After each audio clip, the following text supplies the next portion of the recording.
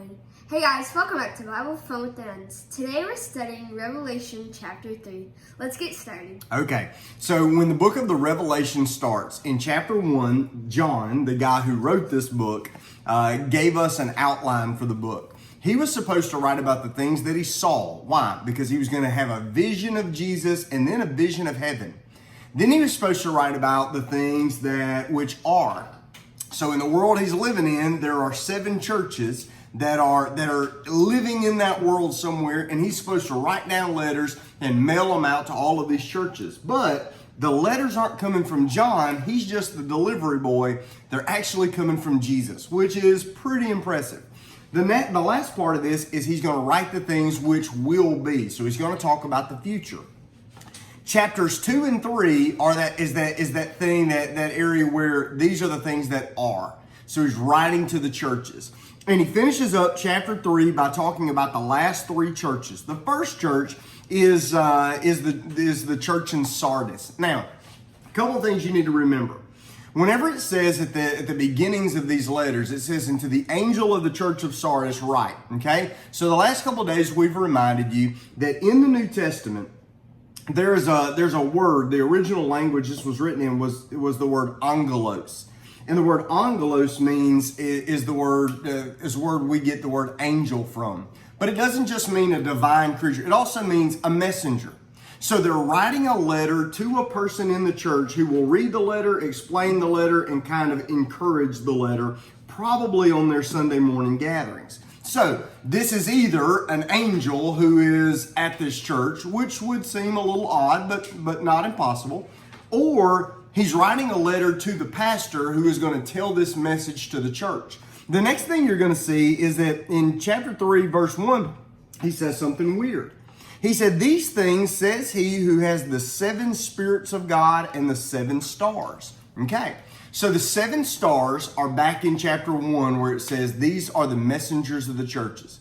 So he had 7 stars in his hand. Those were the pastors of those churches. Then he's standing among the 7 golden lampstands. Those are the churches that these pastors are pastoring.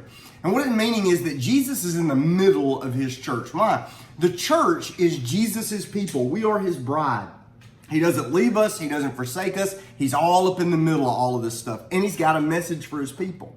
And in each one of these letters, Jesus is described in a new and really neat way. This one says he has the 7 spirits of God. So the number 7 in the Bible is a word that represents completion. Like the 7 days of the week, the 7 days of creation. It's the completion. So it means like the total package. So when it says the 7 spirits of God, what would we call the total package of God's Spirit? We would call that the Holy Spirit. And so when he writes to these people, Sardis is a church that had a great reputation in front of others. The problem was inside their hearts, they were just playing church. And if you look from the outside in, you'd have thought, man, that church was rocking. But in their hearts, they really weren't doing what they ought to do. These words indicate to us that this church wasn't just dead in some places. They were actively dying because they weren't really living for the Lord. And they were like bleeding life. It was a steady flow. And Jesus is saying something's got to change in this. Now, remember, he's telling all of these churches that he's coming soon, which is a motivator. He says, if you guys recognize you're just playing church and you're just bleeding out life, he says, remember I'm coming back, and to use that as a motivator for getting right. So there were still some of the faithful and some of the unfaithful. They're in this church, and Jesus says, listen, if you've got ears that are able to hear, then pay attention to this and pay attention to where you are with him.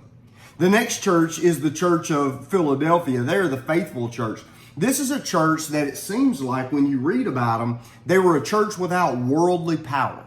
So they didn't run the government, they didn't run the army, they didn't run the police. They were a small kind of neglected group. But I'm going to tell you what I like about the church of Philadelphia. They're proof that a church without worldly power can still be a mighty people for God. One day, believers will be such part of the household of God that we'll never have to feel alone or distant again, because verse 12 tells us, he who overcomes, I will make him a pillar in the temple of my God, and he shall go out no more. And I will write on him the name of my God and the name of the city of my God, the New Jerusalem, which comes down out of heaven, which, by the way, Revelation gets to later. Well, what is a pillar in a house? Is a pillar something you just put in as decoration and take out whenever you want to? Or is the pillar the thing that holds everything up? It holds everything up. So even though this church seemed weak in everybody else's eyes, God was going to make them a powerful part of his kingdom. The last of these is to me one of the saddest. It's the church of the Laodiceans, and they're known as the lukewarm church. So inside the church of Laodicea, they were kind of some of the first people to try to develop indoor plumbing. This is interesting. So remember, they couldn't just go to the sink and turn on water. They couldn't go to the potty. I mean, this was a primitive society. But what they did is they developed this pipe system to bring in water into the city. And sometimes the water would sit inside those pipes, and it wouldn't be good water, and it would kind of make them sick at their stomach. So they would still have to boil their water to get it hot. But it was coming down from the mountains, and the water was coming from the cold water of melted snow. So it started cold, and then they'd have to boil it at the end, and it would end hot. But if they didn't do anything to it, it was like drinking unfiltered water, and it made them sick. This is the imagery Jesus uses to talk to them about their spiritual lives. John, this was where your takeaway came from, so go with it. Okay, so my takeaway was about how they said they weren't hot or cold. They weren't with God, but they weren't against God. And so they were kind of just in the middle. They go to church. They'd act like they served and done all this stuff. But really, in their hearts, they were super far away from God. And so God was just like, what the heck? Choose one, please. And yeah. And another thing is, that's one of the problems with most Christians today. Like, they go play the church game, but their hearts aren't fully with God. And yeah. Yeah. So they may look on fire on Sunday, but they look like icebergs on Thursday, huh? Mm-hmm. Okay. One of the things that is also important about the Laodicean church is where other churches didn't have a lot of power, like Philadelphia, and other churches were poor, like we read in previous chapter. This church actually was pretty wealthy. They had people that had money in their church, and when you read through this, what you're seeing is their prosperity seemed to kind of make them get comfortable and fall asleep. I like where it says here, he says, you're not hot, you're not cold, but you're lukewarm, and so I would spew you out of my mouth. He says, when I look at y'all really kind of upset the stomach.